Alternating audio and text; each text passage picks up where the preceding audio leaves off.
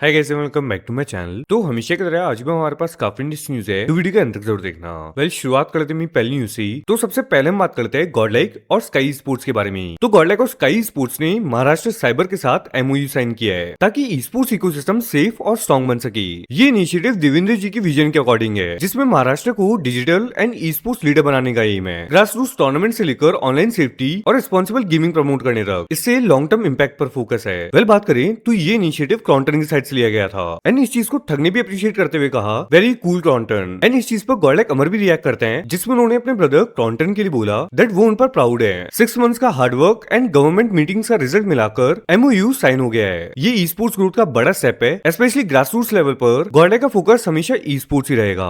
आप सभी को पता होगा दैट ये जो इनिशिएटिव लिया गया है गॉडलाइक की साइड से, उसमें साइबर सेफ्टी का भी ध्यान दिया गया है, जिसमें उन्होंने काफी इंस्टाग्राम अकाउंट्स को भी रिमूव करवाया है, जो कि हम आगे देखने वाले हैं। जो भी अकाउंट्स डिलीट हुए उनका क्या कहना है इन सब पर। तो अब हम बात करते हैं एडमिनो के बारे में। तो कल वो अपनी लाइव स्ट्रीम पर बात करते हैं जॉनथन के बेंच करने के बारे में। ऐसे कुछ बातों को फैंस ने नोटिस किया था जब वो इसके रिलेटेड बात कर रहे थे। वो हर बार यही मेंशन कर रहे थे दैट जो भी है वो लास्ट बार है, काइंड ऑफ ऐसा कि एडमिनो का ये लास्ट बीजीएस है। उसके बाद आज एडमिनो के स्ट्रीम पर काफी लोग उनसे पूछे थे क्या वो गॉडलाइक को लीव कर रहे हैं, जिस पर रिस्पॉन्ड करते हुए वो कुछ ऐसा कहते हैं, नेवर लीव गॉडलाइक। आपने गॉडलाइक थोड़ा, अरे नहीं कहीं नहीं जा रहा, अपन यही है यार, अपन कहीं नहीं जा रहा। बीजीएस के बाद जॉइनिंग के साथ जाओगे आप गॉड। अरे भाई फ्यूचर का किसने देखा है? और पहली बार तो कोई कहीं जा नहीं रहा है, क्यों लगता भाई चले जाते सब ऐसे ही भाग गए सब। तो फिर बनता रहा है भाई सबका। एंड अपन चेन्नई जा रहे हैं कल, ठीक है। बाकी ब्लॉग तो मैं नहीं बनाऊंगा, गॉड बनाएगा। तो नेक्स्ट हम बात करते हैं हेक्टर के बारे में। तो वो बात करते हैं उनकी टीम के प्लेयर्स के पोचिंग से रिलेटेड। ये बीजीएस का सेमीफाइनल का लाइन इवेंट था, तो क्या वर्सेस ई स्पोर्ट्स के प्लेयर्स को पोच किया जा रहा था जब वो क्वालीफाई नहीं होने वाले थे।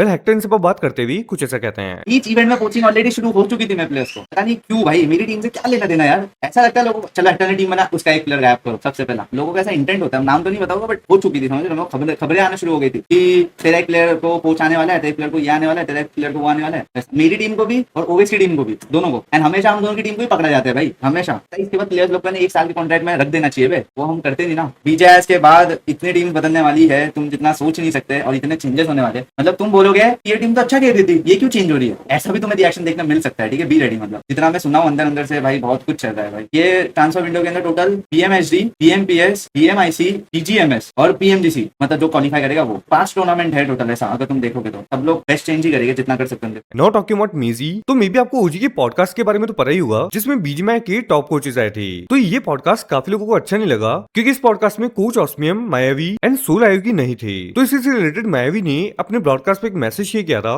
तो बेसिकली वो बोलते हैं, माइकॉन कर सीजन 2 के कुछ एपिसोड्स देखे हैं, जहाँ पर वो मे बी शायद प्रीवियस होस्ट को नए होस्ट से कंपेयर कर रहे थे। एज वो कहते हैं कि सीजन 1 का होस्ट ज्यादा फ्रेंडली था एंड कॉन्वर्सेशन में भी खुद भी अच्छे से इन्वॉल्व रहते थे। एंड इसी के साथ वो करंट होस्ट पर फीडबैक भी देते हैं, जहाँ पर वो लिखते हैं दैट उनके अकॉर्डिंग मेजी प्रोफेशनल न्यूज चैनल के रिपोर्टर की तरह इंटरव्यू ले रहे हैं, उन्हें वो पुराना मजा नहीं आ रहा है। पर इन सब पर मेजी रिएक्ट करते हुए कुछ ऐसा कहते हैं, वैसे भाई टॉप कोचेस बोल के ओस्मियम को नहीं बुलाया। बाबू मेरा पॉडकास्ट नहीं है ना यश भाई। मेरे को आयोगी भाई के बारे में पता था कि उनको बुलाया था, पर वो काम में बिजी थे इसलिए वो नहीं जुड़ पाए। बाबू मेरा वो पॉडकास्ट नहीं है। मेरे को एक चिट्ठा मिलता है, चिट्ठे पे सवाल लिखे होते हैं। मेरा काम नहीं है कंट्रोवर्सीज क्रिएट करना। मेरा काम नहीं है कि मैं उसमें 10-12 चीजें अलग से निकालूं जिसके लिए सामने वाला कंफर्टेबल नहीं है, ठीक है। जहां मुझे लगता है कि सामने वाला कंफर्टेबल है वहां पर हम लोग बातचीत करते हैं, वहां पर हम लोग कन्वर्सेशन करते हैं, वहां हम चीजें करते हैं, ठीक है। उसको होस्टिंग नहीं बोली जाती जहां आप बार बार किसी को बीच में उंगली करते रहो और सामने वाला जवाब देने के लिए कंफर्टेबल नहीं है, ठीक है, तो आप उसको छोड़ देते हैं। अब अगर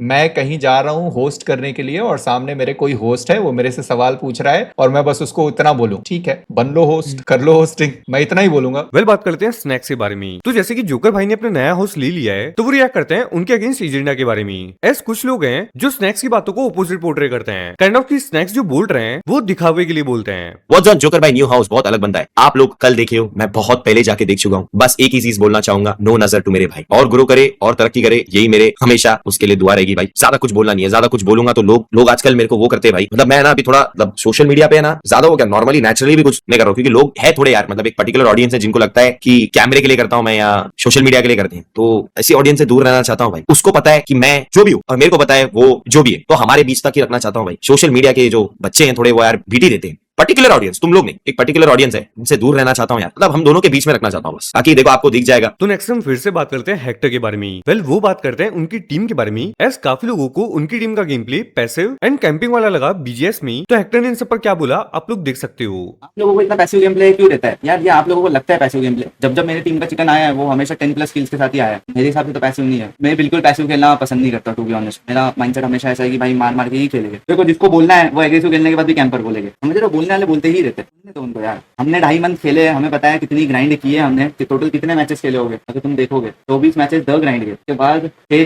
12 मैचेस इसके और 12 मैचेस राउंड 3 राउंड 4 के, ठीक है? टोटल कितने हो गए? 36 हो गए। 36 के बाद 16 मैचेस क्वार्टर फाइनल्स के, शायद ना 16 थे या कितने थे? 6 ही थे शायद, 6 ही थे वापस। तो हमें पता है कितनी ग्राइंड लगी, कितनी मेहनत की भाई। 70 मैचेस में 10 मैचेस इधर उधर गए तो इसका मतलब ये नहीं कि पूरा ही गंदा खेले। वेल नेक्स्ट हम फिर से बात कर लेते हैं मिजी के बारे में। तो वो बात करते हैं गॉडलाइक प्लेयर्स के बारे में। क्या एडमिनो जॉनथन एस्पावर के बीजेएस में एमवीपी बनने के चांसेस हैं या फिर नहीं? एंड इसी के साथ गॉडलाइक की विनिंग चांसेस पर मिजी ने क्या बोला आप लोग देख सकते हो। ठीक है, तो एडमिनो को आप कहाँ डालेंगे? अभी तीनों को कुछ तो बातें हैं, एंड के अंदर एक को ऊपर। तीनों को कुछ तो बातें, मैं फिर एंड में जब फाइनल देखूंगा उसके बाद एक को ऊपर। तीनों में तो से एक आपको ही बन लगता सकता है आपको लगता है कि गॉडलाइक टॉप 3 या टॉप 5 में रहेगी? प्रॉब्लम ये है, जो एक हुआ नहीं था, आपने सीन बोला था कि जरी ने के टॉप 5 के अंदर आए, वो वाली चीज Yes. एक बार हुआ था। तो ये इनके लिए बोल सकता हूँ कि इनके साथ हो सकता है कि एक ही चल जाए, बाकी टीम के साथ कुछ और सीन। आप प्लेइंग 4 के बारे में कुछ राय रखते हैं? नहीं, वो उनका नहीं मैटर रखते? है। मतलब मेरे को ये वाली चीज है यार, प्लेइंग फॉर हमेशा टीम का मैटर होता है, कोई फर्क नहीं पड़ता बाहर से क्या नॉइस आ रही है। इसलिए ठीक है, कुछ भी चलेगा, उनको देखना। अगर उसके बाद वो फेल होते हैं तो वो पांचों की गलती है, पांचों का सक्सेस है। जस्ट मैं प्लेयर्स के अंदर कहता था कि सक्सेस और फेलियर हमेशा प्लेयर्स के अंदर ही काउंट होता है ना, कोच से ज्यादा। तो नेक्स्ट एस्पावर, बता तो तीनों को कुछ तो तीनों को आप यहीं पर डालेंगे? हाँ। ये वाला एस्पावर भी इधर ही डाल देता हूँ।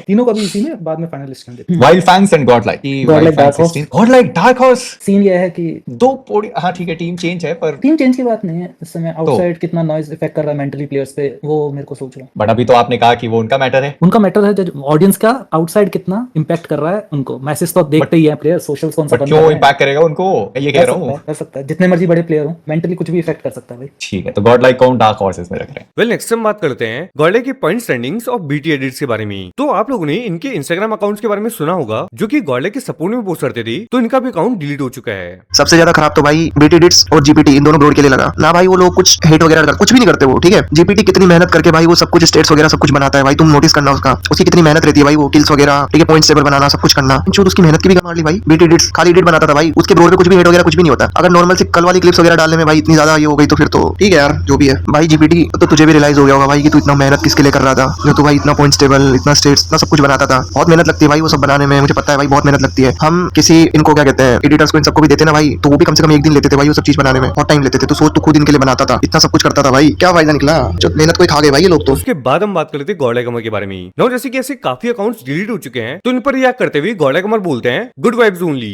वेल लास्टली हम बात करते हैं आरएनडिक्स के कोच एक्सप्लिसिट के बारे में। तो जैसे ये काफी प्लेयर्स का बिहेवियर कोच के लिए एरोगेंट होता है, एंड उन पर्टिकुलर प्लेयर्स के एरोगेंट बिहेवियर से बाकी टीम के प्लेयर्स पर क्या इंपैक्ट पड़ता है, क्योंकि एक बीच में टीम में काफी चेंजेस होते हैं जिसमें न्यू प्लेयर्स भी ज्वाइन करते हैं। तो क्या इससे प्लेयर्स का बिहेवियर कोच के लिए एरोगेंट हो सकता है? कि पहली चीज तो ये है कि ये कम्युनिटी में बहुत सारे ऐसे मतलब वेल नोन एक्सपीरियंस प्लेयर्स हैं जो काफी एरोगेंट हैं, और काफी ऐसे प्लेयर्स भी हैं जो मतलब विलिंग टू लर्न है, मतलब जिसके अंदर ये एटीट्यूड आ जाता है कि नो इट ऑल एटीट्यूड बोलते हैं कि यार मुझे सब पता है, मुझे सब आता है, मुझे मत सिखाओ। तो ऐसे प्लेयर्स के साथ भी आप डील कर सकते हैं। वो चीज आ जाती है फिर टीम एनवायरमेंट पे। जैसे एक टीम के अंदर 5 प्लेयर हैं, 4 प्लेयर बैठे हैं और पांचवा प्लेयर जो है जो एरोगेंट है। 4 प्लेयर को आप देख रहे हो बैठ के कि आप जब उन्हें समझा रहे हो तो वो कैसे रिएक्ट कर रहे हैं, आप ही एक ऑड वन आउट हो जो आप एक अलग तरीके से रिएक्ट कर रहे हो। वो टीम एनवायरमेंट में, जिस एनवायरमेंट वो प्लेयर काफी टाइम रहता है तो उसका बिहेवियर अपने आप ही चेंज हो जाता है। तो टीम एनवायरमेंट एक बहुत बड़ा हिस्सा मतलब रोल प्ले करती है इस चीज में कि प्लेयर के डेवलपमेंट में, और प्लेयर की ग्रोथ के लिए भी ये बहुत ज्यादा इंपॉर्टेंट है। और ग्रोथ किसी प्लेयर की उस टाइम रुक जाती है जिस टाइम वो ये सोच लेता है कि भाई अब मुझे सब कुछ आता है, मैंने सब कुछ अचीव कर लिया है, मैं जीत चुका हूँ, मैं एमवीपी बन रहा हूँ, मैंने सब कुछ कर लिया है, अब मेरे को कोई सिखाने के लिए, मुझे सीखने की जरूरत नहीं है, अब मुझे सब आता है।